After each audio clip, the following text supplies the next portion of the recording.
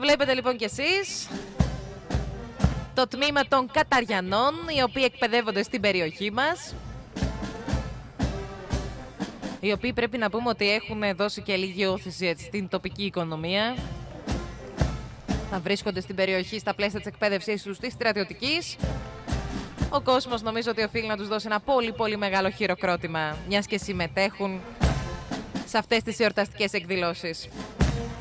Χριστιανισμός λοιπόν και ελληνισμός, συστρατευόμαστε για να αποτινάξουμε τον ζυγό που 4 αιώνες καταδυνάστευε το έθνος μας. Καταράκωνε κάθε έννοια τιμής, ελευθερίας και ανθρώπινης αξιοπρέπειας. Η Εκκλησία και ο κλήρος στάθηκε στο πλευρό των υπόδουλων από την πρώτη στιγμή σε μια υπέρμετρη προσπάθεια να κρατηθεί ζωντανή η εθνική συνείδηση. Αυτό λοιπόν τιμούμε σήμερα.